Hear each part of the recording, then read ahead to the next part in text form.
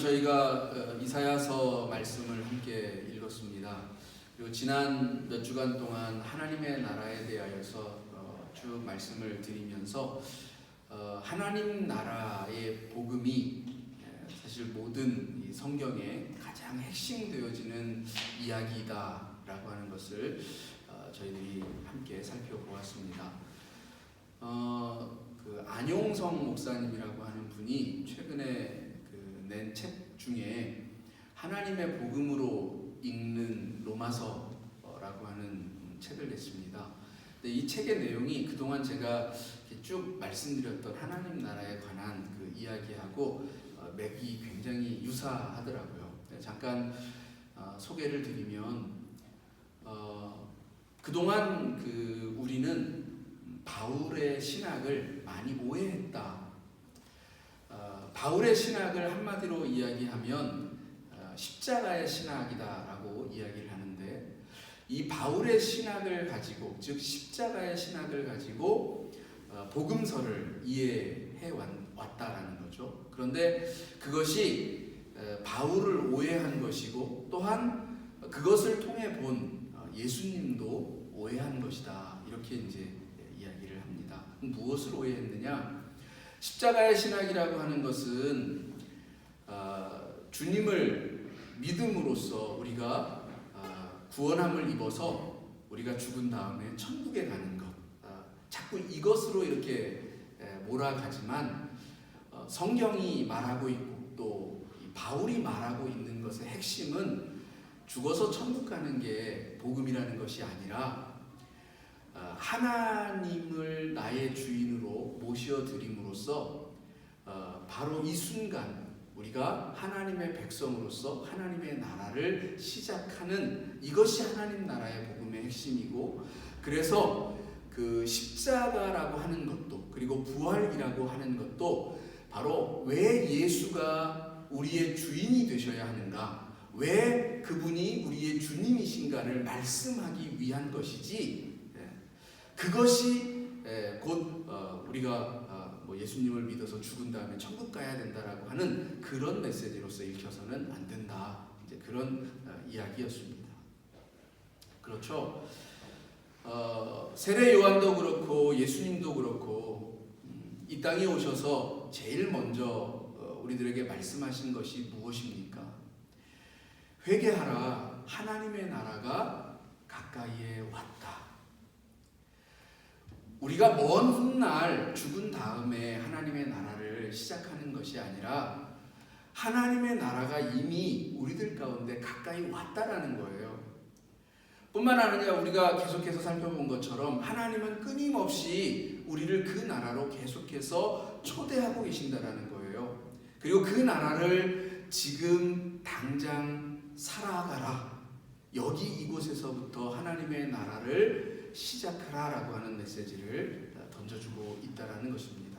예수님의 말씀도 결국은 하나님의 나라를 너희들 가운데서 시작하라라고 하는 이 말씀이 가장 핵심적인 주님의 말씀이었다라고 하는 것이죠.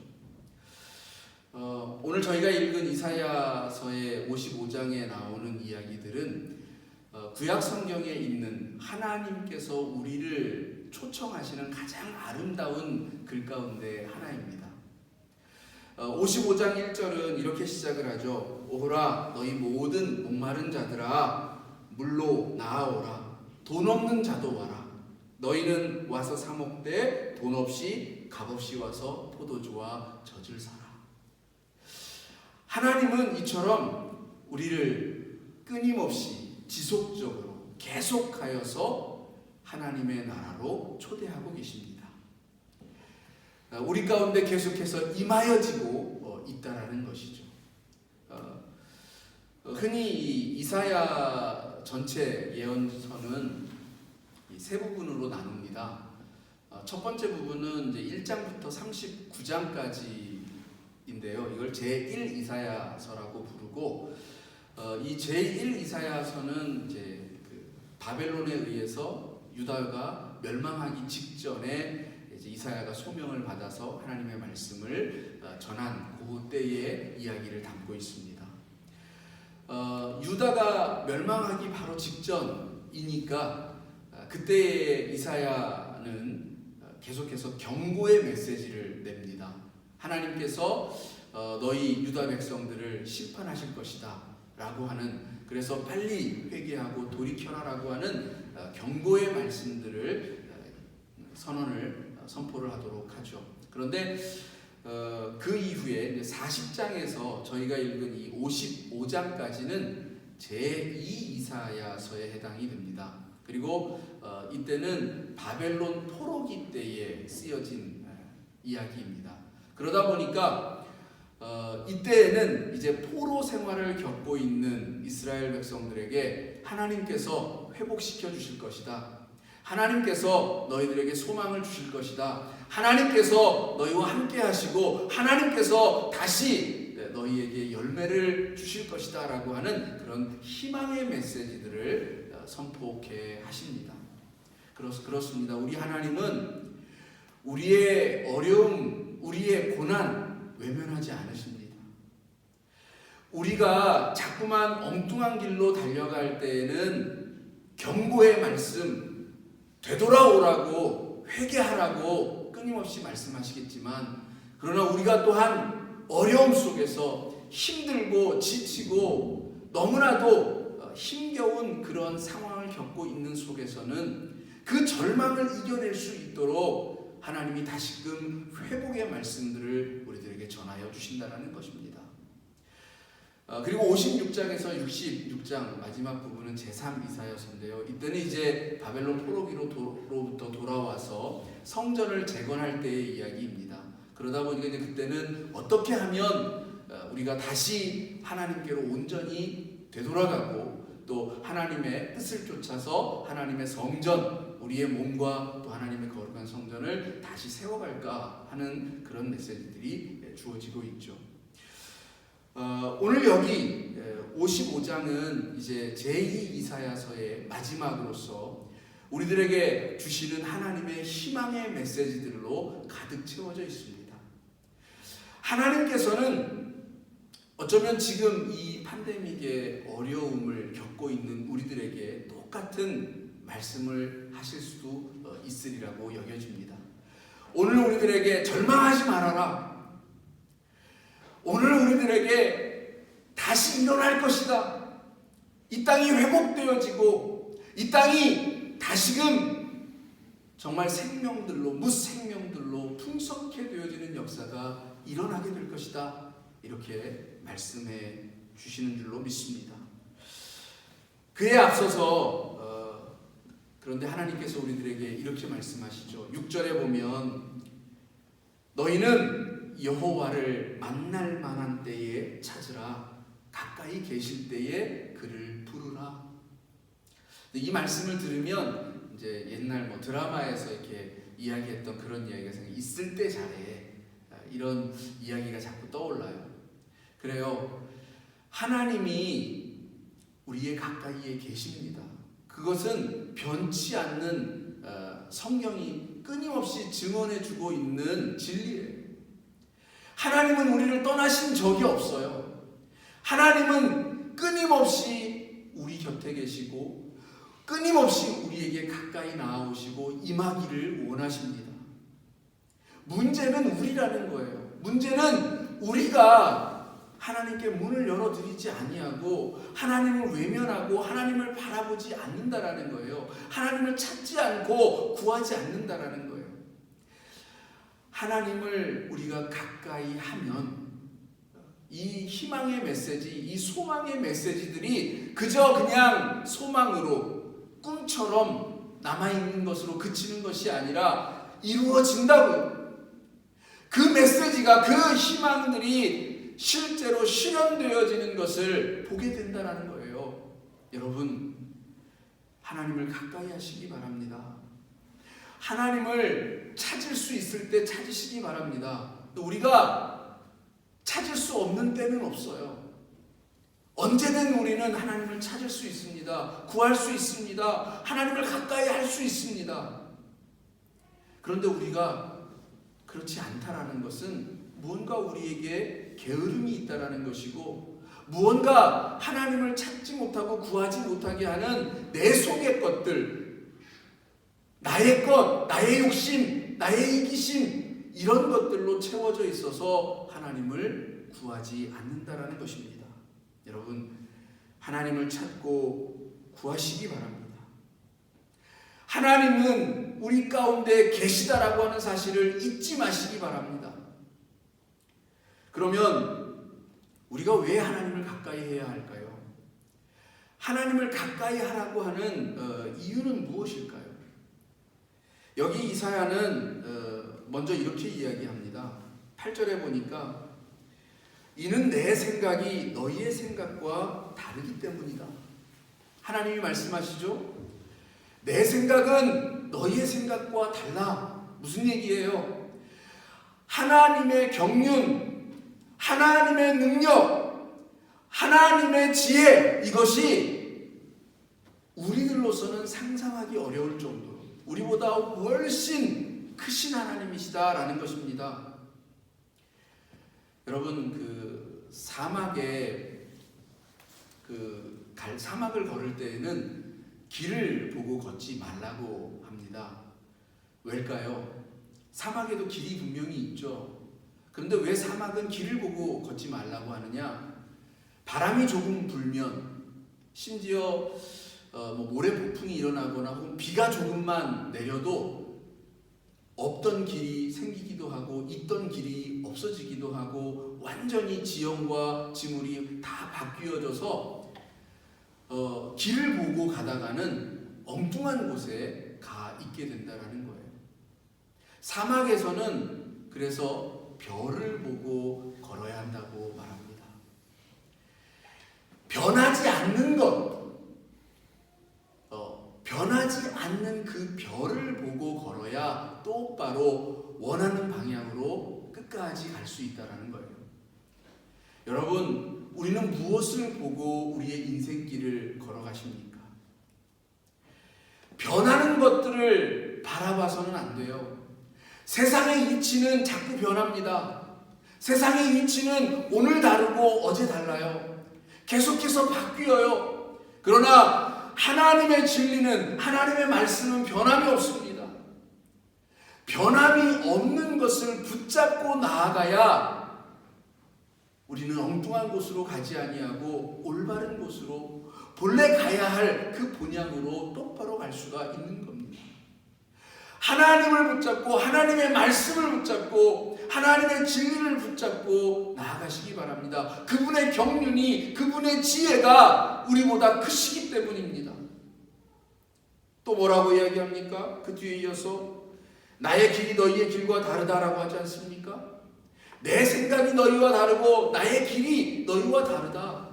하나님은 전체를 보시는 하나님이십니다. 우주 삼라만상을 한눈에 보시는 우리 하나님이십니다. 당장 눈앞의 것만 바라보면서 오늘 하루도 급급하게 살아가고 있는 우리들과 다르다라는 거예요.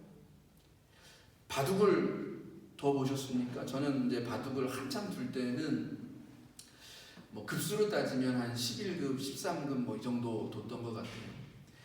근데 저보다 이제 훨씬 이렇게 좀 잘 두시는 분들, 1급이나 2급, 아마추어에서는 굉장히 잘 두시는 분들이죠. 근데 이런 분들하고 이제 바둑을 한 석점 정도 이렇게 깔고 둡니다.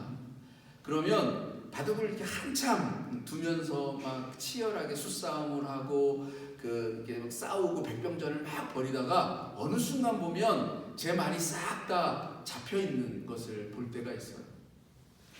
왜 그럴까요? 저는 그냥 한 수 한 수 당장 그 눈앞의 것만 보면서 바둑을 둡니다. 그런데 저보다 고수들은 그 앞에 수까지 내다보고 멀리 내다보고 전체 판을 바라보면서 바둑을 두기 때문입니다. 그러니까 저를 당연히 이기죠. 그래요. 하다못해 바둑 하나에서도 나보다 한 수 앞서고 두 수 앞서서 보는 사람은 훨씬 더 먼 것을 보고 더 넓게 보고, 그래서 이 세계를 좀 더 지혜롭게 경영해 가는데 하물며 하나님이십니까? 이 우주 삼라만상을 지으신 하나님에 비하면 우리의 지혜라는 것을 얼마나 뽐낼 수 있습니까? 내 생각과 내 계획이라는 것, 내 의지라는 것을 하나님 앞에 어떻게 비교할 수 있겠습니까? 하나님이 우리에게 말씀하시는 바를 쫓아서 아멘 순종하겠습니다. 그 뜻을 쫓아서 살아가겠습니다. 내 생각으로는 그것이 옳지 않아 보이고 혹은 손해보는 것 같고 혹은 그렇게 가면 안 될 것 같이 여겨지지만 하나님이 말씀하시니 하나님이 내 속에서 그렇게 살라 하시니 살겠습니다. 행하겠습니다. 그러면 내가 상상하지 못했던 그 놀라운 일들이 이루어진다고요. 하나님이 이루신다고요. 여기 하나님이 이사야가 하나님을 가까이 해야 되는 이유가 바로 이것이라고 말하는 겁니다. 하나님이 우리보다 크신 하나님이기 때문에 그 하나님을 믿고 의지하면 내가 생각하는 것보다 내가 계획하고 내가 꿈꾸는 것보다 훨씬 더 나은 복된 하나님의 세계를 맛보고 그 나라를 살아갈 수 있기 때문이라는 겁니다. 여러분 믿으시기 바랍니다. 또한 여기 하나님은 이렇게 말합니다. 이사야서는 하나님의 주시려고 하는 것이 무엇인가를 보라는 거예요.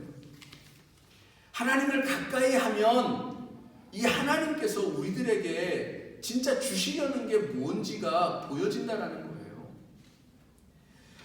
자, 여기 보면 9절, 10절에 보면 자, 하나님께서 계속해서 말씀하시되 내 생각이 너희보다 높다 이렇게 말씀하신 후에 비와 눈이 하늘로 내려서 그리로 되돌아가게 하는 것이 아니다. 내 입에서 나가는 말도 이와 같이 내게로 되돌아오게 하려는 것이 아니다. 여러분 하나님께서는 이 비를 주시고 뭐 어떤 우리들에게 은혜를 주시는데 그것이 하나님에게로 되돌아와서 하나님에게 이익이 되어지고 하나님을 유익하게 하기 위한 그런 목적으로 우리들에게 주시는 게 아니라는 거예요. 하나님께서 은혜를 주시는 것은 결국 우리를 위한 것이다 이렇게 말하는 거예요. 흔히 참다운 기업가 정신에 대하여서 이야기할 때 이렇게 말합니다. 참다운 기업가 정신이란 기업의 이익을 추구하는 것이 아니라 그 기업의 이익을 통하여서 거기에 종사하는 사람들을 먹이고 그들을 유익하게 하고 그들을 배부르게 하고 그들을 행복하게 하는 것이야말로 참다운 기업가 정신이다. 그러니까 기업을 운영하는 사람들이 자기 사익을 더 늘리기 위하여서 일하는 것, 그거는 기업가 정신이 아니라는 거예요. 이윤을 남겨서 자기 곳간으로 드리는 것이 아니라 더 많은 사람들을 살리는 그런 일을 할 때에야 비로소 참다운 기업. 하물며 기업도 올바른 기업과 정신도 그러한데 하나님은 우리들에게 주시고자 하는 것이 하나님께 무슨 이익이 되어지고 하나님께 유익이 되려고 하는 게 아니에요. 하나님이 어떤 이득을 보려는 게 아니에요. 우리들을 이롭게 하시고 우리들에게 그 은혜가 충만하게 주어져서 하나님이 주신 그 생명이 풍성케 되어지기를 원하시는 거라는 겁니다. 하나님을 가까이 하시면 이걸 알게 된다라는 거예요. 하나님이 지금 무엇을 우리들에게 주시려고 하는지 알게 된다라는 거예요. 때로 시험이 있고 고난이 있어도 하나님이 궁극적으로 그 시험과 고난을 지나서 주시고자 하는 것이 무엇인지를 확실하게 알면 그것도 두렵지 않게 된다라는 거예요. 그것도 이겨낼 수 있게 된다라는 겁니다. 여러분, 하나님은 모든 경륜 가운데에서 우리들에게 가장 좋은 것, 가장 알맞은 때에 주시려고 준비하고 부어주십니다. 이것을 믿으면, 이 하나님을 깨닫게 되어지면, 이 하나님을 가까이 하게 되어지면 여러분 이 축복을 받아 누릴 줄로 믿습니다. 그것을 이사야는 13절에 보니까 이렇게 비유해서 말하고 있어요. 잣나무는 가시나무를 대신하여 날 것이다. 또 찔레나무를 대신하여서 화석류가 되어질 것이다. 가시나무는 뭡니까? 쓸모없는 나무예요. 성경에서 보면 이 가시나무는 아무 쓸데가 없어서 심지어는 그 불쏘시개로도 장작으로도 못 쓴다라고 말하고 있습니다. 그냥 버려져서 밟히울 뿐인 거예요. 그런 쓸모없는 우리라도 하나님을 가까이 하게 되어지면, 하나님이 우리와 함께 하시면 변하여지고 쓸모있고 열매를 맺는, 새들이 깃드는 그런 나무가 되어진다는 겁니다. 가시가 되어져서 다른 사람을 상처 주고 아프게 하고 그저 많은 문제들만을 일으키는 그런 것에서 그것이 변하여져서 열매를 맺고 새들이 깃들고 그늘을 내어주는 그런 생명의 나무로 변화한다는 거예요. 여러분, 우리가 하나님을 가까이 하면 그런 역사가 일어나는 겁니다. 우리가 하나님과 함께하게 되어지면 우리의 이웃 사이에서 우리와 더불어 살아가는 삶의 자리에서 그런 역사들이 나타난다는 거예요. 여러분, 우리의 삶에서 과연 그런 일들이 벌어지고 있습니까? 내가 살아가는 그 삶의 자리가 가시가 되어져서 상처를 주고 아픔을 겪고 불평과 불만 속에서 시기와 질투하면서 서로가 서로를 잡아먹지 못해서 으르렁거리면서 살아가고 있는 그 지옥 같은 삶이 펼쳐지고 있습니까? 아니면 그 반대로 정말 이렇게 생명이 흘러넘치는 천국과 같은 삶이 펼쳐지고 있습니까? 내 속에 아직 그 삶이 보이지 않는다. 결국 그것은 내가 하나님을 가까이 하지 않고 있다는 얘기입니다. 내 속에 하나님이 오시고 내가 하나님과 함께하고 가까이 하나님이 나와 함께 계시면 그런 일이 일어날 수 없어요. 사랑의 하나님이고 은혜의 하나님이고 자비의 하나님이고 양선의 하나님이신데 그 하나님이 나와 함께 하시는데 내 속에서 끊임없이 역사하시는데 어떻게 미움과 증오가 나타날 수 있겠습니까? 화석류가 찔레를 대신한대요. 찌르기만 하는 그런 것들이 변하여져서 열매 있는 나무, 여기 화석류는 그 잎과 열매를 다 향신료로 쓰는 아주 귀중한 재료입니다. 심지어 신부가 시집을 갈 때 화관으로 만들 때 썼던 나무이기도 합니다. 또 구약시대에는 초막을 지을 때에 사용했던 나무이기도 합니다. 여러분, 찔레 같은 우리일지라도 가시나무 같은 우리일지라도 하나님을 가까이 하고 하나님이 우리에게 함께 하셔서 우리를 쓰시면 이렇게 변하여지는 겁니다. 만날 만한 때에 그가 가까이 계실 때에 찾으시기 바랍니다. 하나님은 오늘도 기다리십니다. 우리 곁에 있습니다. 옆에 있습니다. 함께 동행하십니다. 그 분을 손을 내밀어 붙잡으시기 바랍니다. 그분께 말을 걸어보세요. 하나님께 말을 걸어보세요. 하나님, 나의 하루가 이랬습니다. 저랬습니다. 그냥 소소한 이야기거리라도 하나님께 말을 걸어보세요. 하나님이 응답하십니다. 말씀해 주십니다. 여러분과 함께 하십니다. 그 하나님이 함께 하실 때에 변화되어지는 놀라운 축복의 삶을 여러분의 것으로 만드시기를 주님의 이름으로 축원합니다. 기도하겠습니다.